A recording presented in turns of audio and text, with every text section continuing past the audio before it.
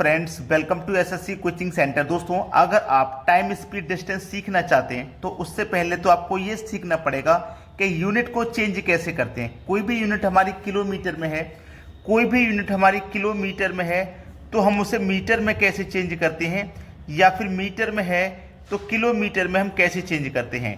क्योंकि अगर हम यूनिट को चेंज नहीं करेंगे, यूनिट को समान नहीं बनाएंगे तो आंसर हमारा गलत आएगा। अब यहाँ पे हमसे बोला गया है एक कार की गति 54 किलोमीटर प्रति घंटा है, इसकी गति मीटर प्रति सेकंड में कितनी होगी। किलोमीटर में दे करके वो मीटर में पूछ रहा है, किलोमीटर से मीटर में पूछा है तो आपको किलोमीटर से मीटर में चेंज करना आना चाहिए। ठीक है, आपको अच्छे से पता है कि किलोमीटर एक बड़ी यूनिट है और आप चेंज कर रहे हैं छोटी यूनिट में, तो आपने पढ़ा होगा 5/18। ठीक है, 5/18। जब याद रखना, किलोमीटर से जब मीटर में आप चेंज करोगे, छोटी यूनिट में चेंज करोगे, तो 18 और 5 में छोटी यूनिट कौन सी है, 5, तो 5 ऊपर आ जाएगा। अगर आप मीटर से किलोमीटर में चेंज करोगे, यानी कि छोटी यूनिट से बड़ी यूनिट में चेंज करोगे, तो बड़ी संख्या ऊपर आ जाएगी, 18 बटे में आ जाएगा 5। इसको याद रखना भी आसान है। जब हम छोटी यूनिट में चेंज करते हैं तो छोटी संख्या ऊपर आती है, और जब बड़ी यूनिट में चेंज करते हैं बड़ी संख्या ऊपर आती है। ठीक है, अब हमारे पास क्या था, 54 किलोमीटर प्रति घंटा को मीटर पर सेकंड में चेंज करना था, यानी कि छोटी यूनिट में चेंज करना था, तो हमें कितने से गुना करना है, 5/18 से गुना करना है। 18 से 54 3 बार में कटेगा, 3 का गुना 5 से कर दो तो 15 मीटर प्रति सेकंड आपका आंसर आ जाएगा, जो कि डी ऑप्शन में दिया गया है। सभी को समझ में आ गया। अब देखते हैं अगला सवाल। अगला सवाल है, ए और बी 20 किलोमीटर की दूरी पर हैं। ए और बी, इनके बीच की दूरी है 20 किलोमीटर। ठीक है, ए 4 किलोमीटर पर घंटे और बी 6 किलोमीटर पर घंटे की गति से चलते हैं। जो हमारा ए है वो 4 की चाल से चलता है, यानी कि 4 किलोमीटर प्रति घंटा, और जो बी है वो 6 किलोमीटर प्रति घंटे की चाल से चलता है। यदि वे प्रातः 7 बजे एक दूसरे की ओर चलना शुरू करते हैं। कितने बजे, 7 बजे चलना शुरू किए। ए ने कितना बजे शुरू किया है, सुबह के 7 बजे, और इसने कितने बजे शुरू किया है चलना, सुबह के 7 बजे।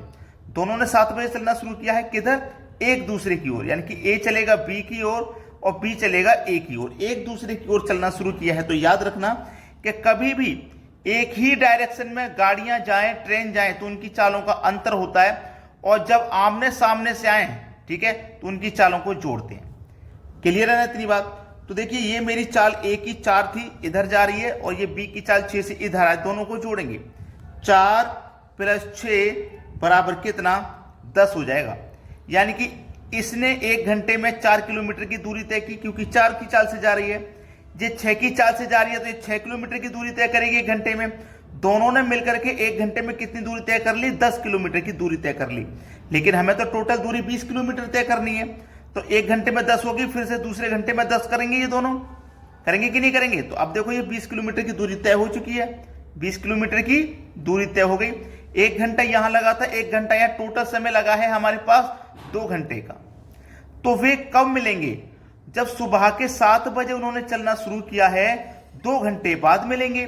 2 घंटे बाद, 7 के 2 घंटे बाद, यानी कि सुबह के 9 बजे का टाइम होगा। सी ऑप्शन बिल्कुल सही जवाब। क्लियर हुआ सभी को प्रश्न। अब देखते हैं अगला सवाल। अगला प्रश्न है, ए बी से 2 गुनी गति से दौड़ता है। बहुत अच्छा सवाल है। ए जो है वो बी से 2 गुनी गति से दौड़ता है। अब यहां पे समझते हैं, ये मेरे पास ए है, ये मेरे पास बी है, और ये मेरे पास सी है। 3 व्यक्ति ही तो हैं। तो हमसे जो बोला गया उस पर ध्यान दीजिए। ए बी से 2 गुनी गति से दौड़ता है, तथा बी सी से 3 गुनी गति से दौड़ता है। ये जो बी है ना, ये सी से 3 गुनी गति से दौड़ता है। अगर सी ए की गति से दौड़ेगा तो ये 3 गति से दौड़ेगा, यानी कि 3 से। और जो ए है वो बी से 2 गुनी गति से दौड़ता है, तो बी से 2 गुनी गति कितनी हो जाएगी, 6 हो जाएगी। क्लियर ना।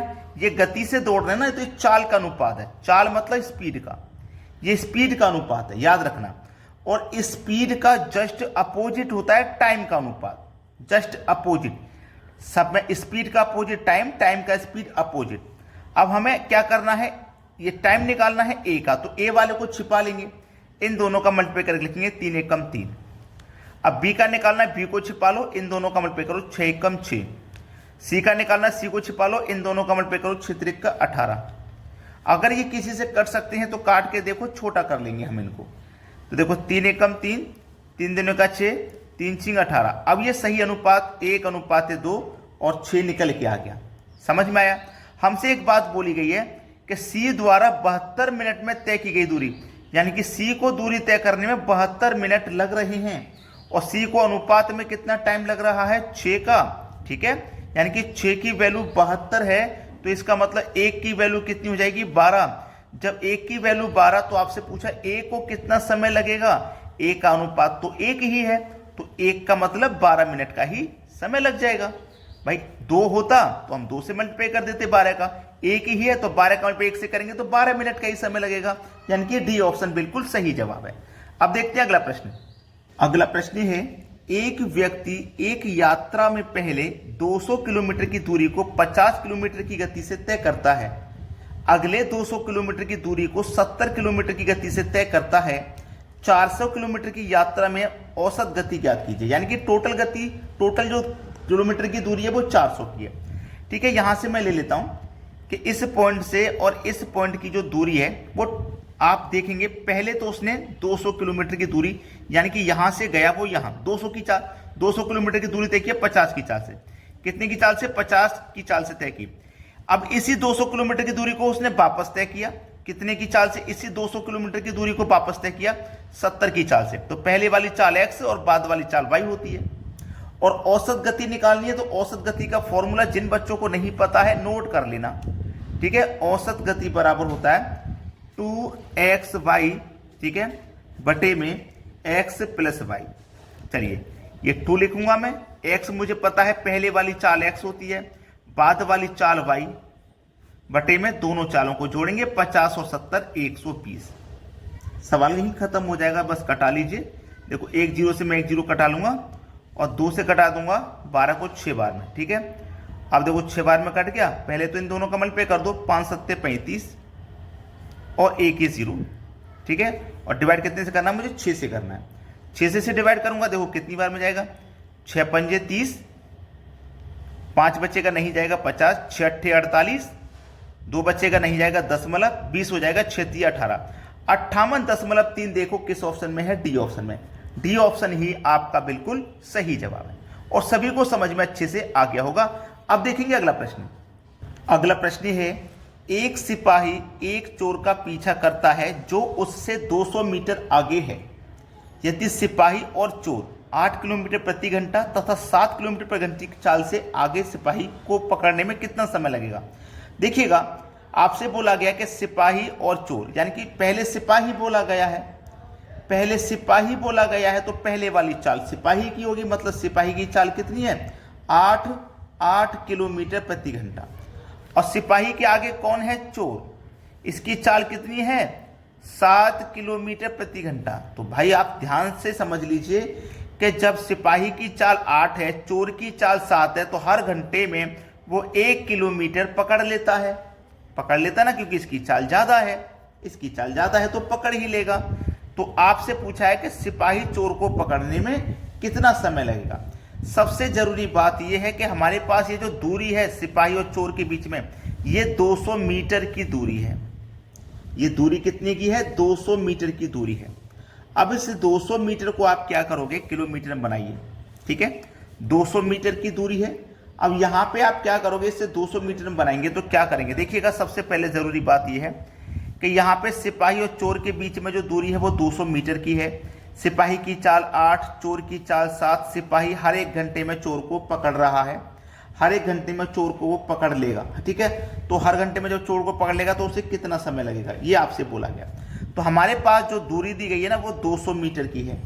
हमारे पास जो दूरी है वो 200 मीटर की है। ठीक है, 200 मीटर की ही तो दूरी पकड़नी है, 200 मीटर की दूरी है। अब 1 घंटे में वो कितना पकड़ता है, 1 किलोमीटर ही तो पकड़ता है। 1 घंटे में वो 1 किलोमीटर पकड़ता है, 1 घंटे में 1 किलोमीटर पकड़ता है। अब देखिए, ये आपके पास क्या है, मीटर में है ना, आप क्या करोगे, इसे किलोमीटर में बनाओगे तो 5/18 से डिवाइड करोगे। ठीक है, ये मीटर में ही तो है, तो मीटर में, ये आपके पास किलोमीटर में था, अब इसे चेंज कर लिया आपने। चलिए, ऊपर तो 200 है, ठीक है, ये 1 × 5, ये तीसरी वाली संख्या मल्टीप्लाई में कहाँ जाती है, ऊपर आ जाती है। यहां तक किसी को कोई दिक्कत नहीं। 18 दुनिया का 36 और 2 जीरो मतलब 3600 बटे में 5 से कटा दो, 5 सत्ते 35, एक बचेगा 10, 5 दुनिया का 10, एक ही जीरो, यानी कि 720 सेकेंड का समय लगेगा। 720 सेकेंड का मतलब कितना होता है? 720 सेकेंड का मतलब होता है 12 मिनट। ठीक है, कितना होता है? 12 मिनट। तो वो कब पकड़ लेगा? 12 मिनट में पकड़ लेगा। पी ऑप्शन सही जवाब। तो आज का ये वीडियो कैसा लगा कमेंट करके जरूर बताइएगा। वीडियो देखने के लिए बहुत बहुत धन्यवाद।